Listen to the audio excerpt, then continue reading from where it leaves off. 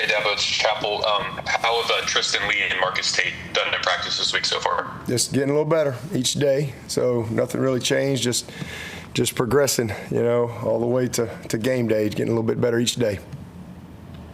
And same question for Peter Woods. How's he done this week? Good. He obviously missed last week, so he was a little further ahead of those guys starting the week. So he's in a good spot. And last one, Vic Burley hasn't played 3 games in a row. Is that injury for him? No, just hadn't got in there. Gotcha.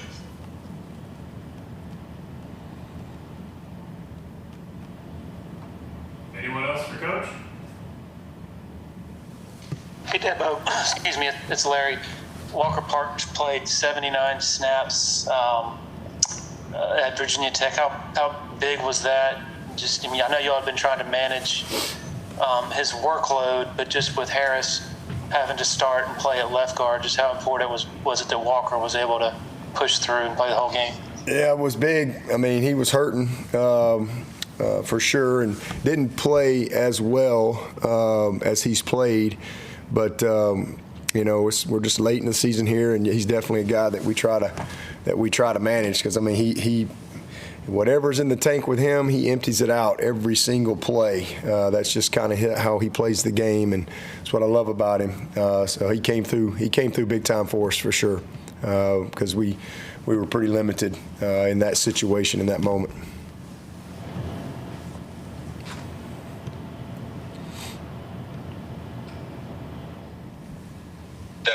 You've alluded, I think you did last week, to some changes personnel-wise on the field goal block unit. I think you said post-game you were happy with it. Yeah. Any insight on who's is someone starting there now that's going to be there for the long-term future, or have you just made some shuffles week to week in terms of who's on like the left wing, left block, that type of stuff? Yeah, well, we made some changes for last week, but we those guys did what they needed to do. We got Peter back this week, so that's a positive.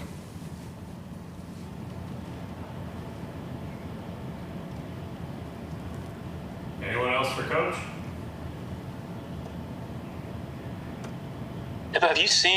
Have y'all faced a defense quite like Pitt's? Anything comparable, just given all the different stuff they throw at you pre-snap and the disguises? Not quite as kind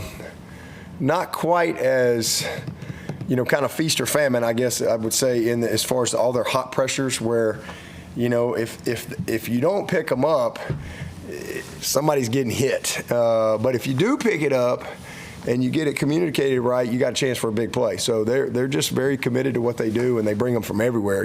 It's corners, it's safeties, obviously backers, and they're heavy 4-man team. With old safeties force. So they're just very aggressive in what they do. Yeah, we've definitely played some other teams, but I would say with the amount of hot pressures, they're a little unique in that.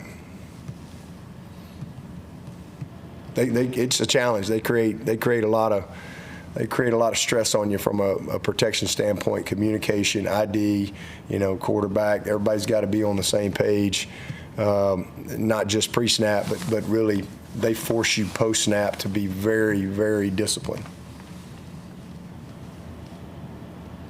Hey, Dabo, this is Darian Carter with the Greenville News. I think you said at post-game Saturday that the team had some uncharacteristic drops against Virginia Tech. I guess during this week, how have you guys kind of addressed those to kind of clean that up heading into a Pitt? Yeah, just back to work. It's a really talented group, but yeah, y'all saw the game. We had some really critical big drops that a couple of them might have been touchdowns. So, not hard plays, routine plays. So certainly hope. Antonio's not perfect, but he don't drop many. He don't drop many. So you just get back to work. Unfortunately that can happen from time to time, but just go back to work and lock back in and put your eyes forward. That's what they've done this week. And regarding speaking of Antonio Williams, he hasn't recorded a punt return touchdown yet this season. I guess how have you assessed the punt return coverage this season within Williams' opportunity so far? We trust him. He's done a good job. There's been a couple that we felt like, he probably could have returned that he fair caught, but he's when he's returned it, he's done a nice job. But he's really been a good decision maker and fielded the ball, and we got a lot of confidence in him. Very poised back there. Desmond Reed, is he similar to Isaac Brown in that sort of a smaller guy, but who's so elusive, but also kind of powerful and a factor in the receiving game as well? Yeah, he's probably smaller than Isaac. He's just but they're similar in that they're both true all-purpose guys. He's a problem. In every area. So you just got to get your hands on him. I'm anxious to see him up close. He is a rocket, though. You give him any patch of grass where he's got a little bit of room, and he'll make a lot of yards quickly on you. So he's just a really good football player, tough, and they do a good job of making sure he gets the ball in his hands in so many different ways. He is their best all-around player, and so you want to do everything you can to make sure he touches it, just like we try to do with our back. And he's a returner. You name it. Screen it to him a million different ways, and if he finds a little bit of crease, he can make you pay. So we've got to do a great job of trying to minimize. I don't know that you can take him out of the game, but you got to minimize, the big plays that he can create. When y'all made the field goal at Virginia Tech, I saw you bowing down to Coach Luke. Did he have some sort of tweak or something? What was behind that? No, I wasn't bowing down to Coach Luke. I was bowing down to the good Lord, thanking the good Lord that we made it. That's really it. I assume you're talking about the one we made? Yeah. Oh, yeah. No, I was just thanking the good Lord. That's it. Hey, Dabo, this is Grayson with TigerNet. How have you seen Elijah Thurman carry that momentum from Saturday into practice this week, and just what do you sort of expect from him moving forward the rest of the season?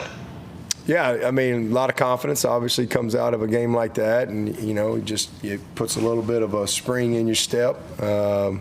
So it's been good, and obviously, his teammates are super proud of him.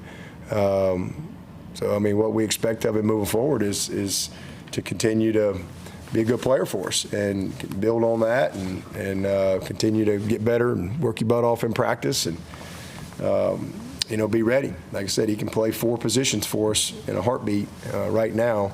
So he's an incredibly, valuable guy for us down the stretch for sure.